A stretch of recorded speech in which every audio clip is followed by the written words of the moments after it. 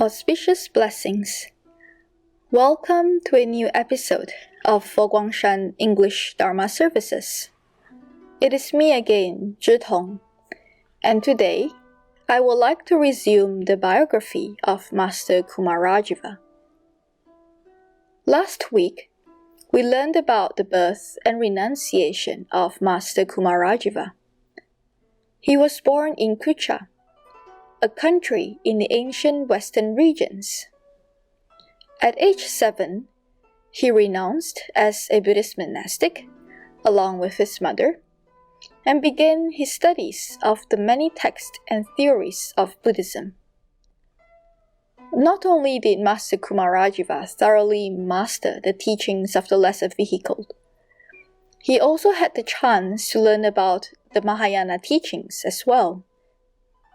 As he grew older, his fame as a great Buddhist master spread far and wide, across the desert, over the mountains, and into the land of China.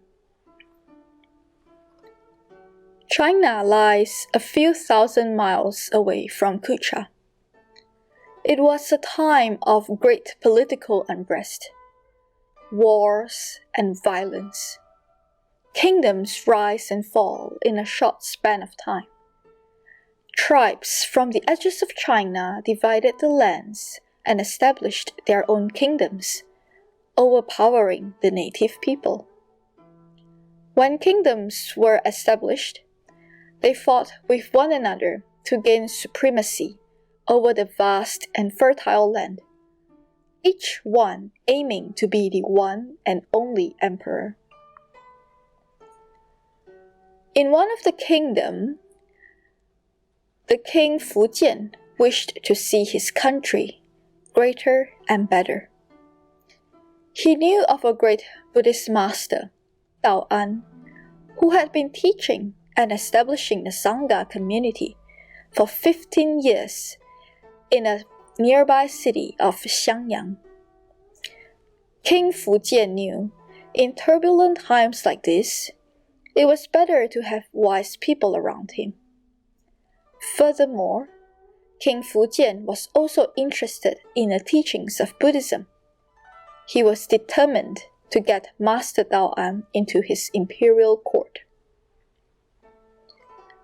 However, as the lands were all divided up into small kingdoms, the city of Xiangyang was not under his rule. The only way King Fujian could get Master An was by force. Therefore, in a year of 378, he sent an army of 100,000 to Xiangyang with the sole purpose of capturing the city and bring back the master to his court. King Fujian's conquest was very successful, and Master An was brought back to King Fujian to the city of Chang'an. King Fujian, as a devout Buddhist, was extremely respectful towards Master An. He even established a Buddhist translation court and invited Master An to preside over it. Soon enough, under Master An's leadership and wisdom, Buddhism flourished in the city of Chang'an. Thousands of monastics gathered in the temples, not only to learn from Master An, but also to participate in the translation court. These were not just native Chinese monastics, but also monastics from the western regions and even India. Foreign monastics were well versed in the languages of India and western regions. Hence, they could explain the Buddhist text in their original language and clarify the doctrines to the Chinese monastics, who would then translate the text into Chinese. Everyone was there with the single-minded goal of spreading the teachings of the Buddha. Master An knew there was a great Buddhist master by the name of Kumarajiva in the western regions, and he longed to invite Master Kumarajiva to China. He knew that with Master Kumarajiva's thorough mastery of the Buddhist teachings, Buddhism could flourish better in China, with more system and clarity. King Fujian knew of Master Dao'an's wish, and he too shared the wish that such an eminent Buddhist master could join his imperial court. In the year of 383, King Fujian sent an army of 70,000 to the western regions, aiming to both conquer the country and get Master Kumarajiva. Now, let us travel along western China, past rivers and mountains, through the desert, and back to the country of Kucha, where we last saw Master Kumarajiva. At this time, Master Kumarajiva was 40 years old. It has been nearly 2 decades since he last promised his mother to propagate Buddhism to the lands of the East. He had been waiting for the right causes and conditions that would bring him over. When the messenger came running into the throne room, bearing the shocking news that an army of 70,000 has come to the country of Kucha, nobody quite knew what to do. Kucha was not as strong or as well equipped. Fighting with the Chinese would prove quite fatal. And true enough, very quickly, the entire country was captured by King Fujian's army, and Master Kumarajiva was taken. The leader of King Fujian's army was General Guang. Unlike his king, Guang was not a Buddhist.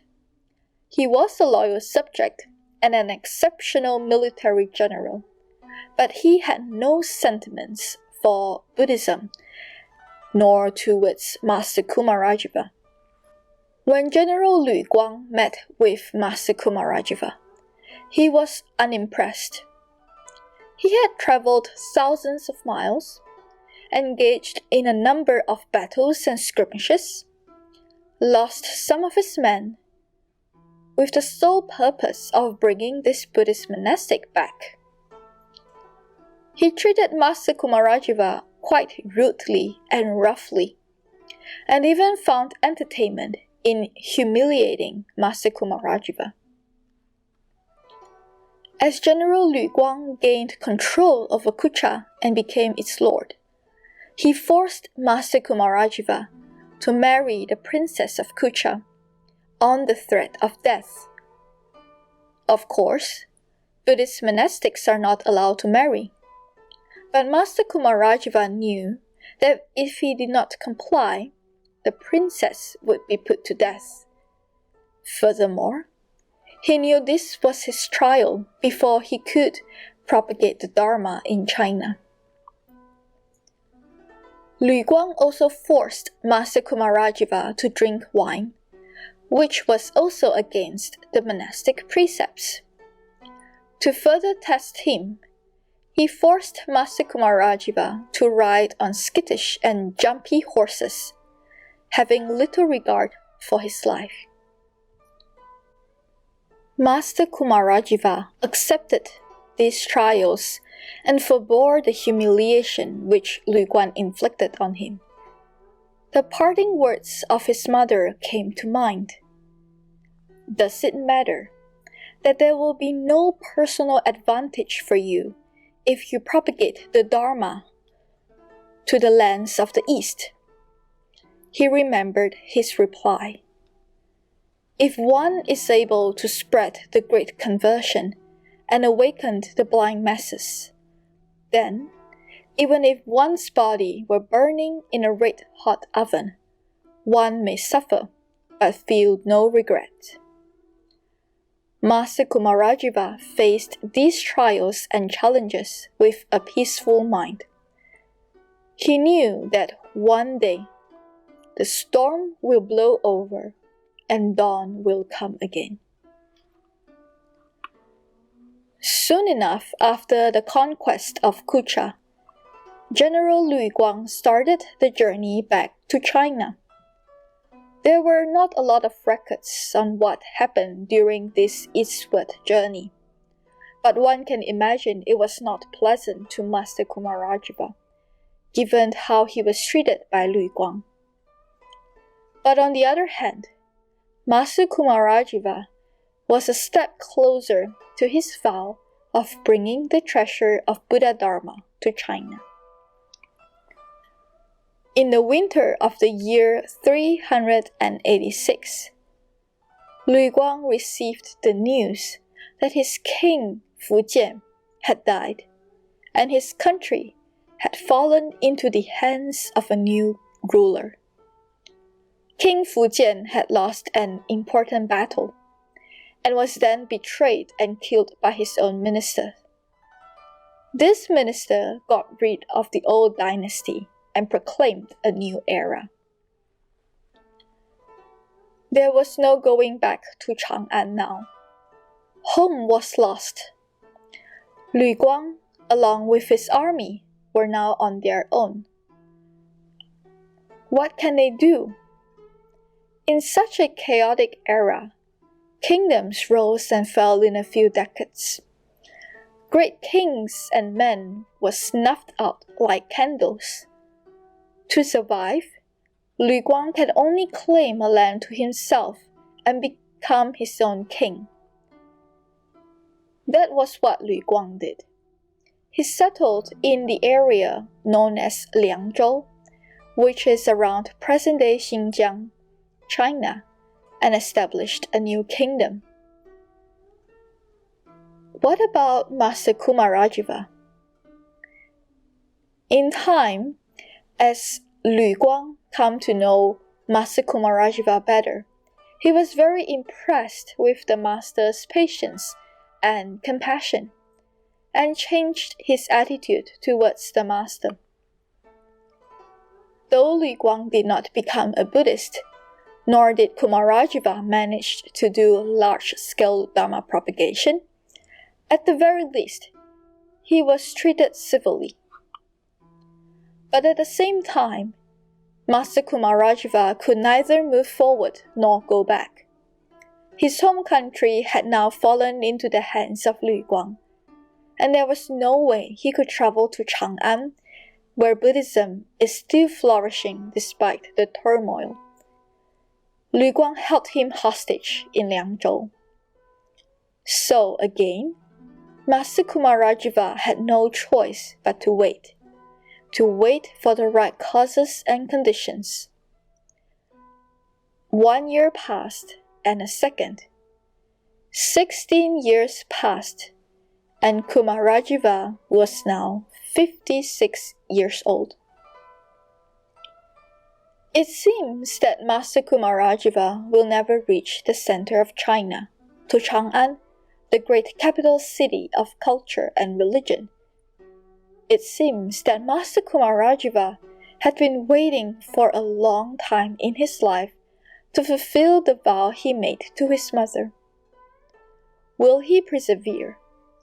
Will he ever arrive to the city of Chang'an?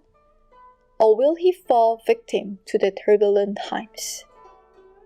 If you would like to find out more, stay tuned to next week's episode to find out. Thank you for listening to this episode. May you find joy and inspiration in the Dharma. 阿弥陀佛。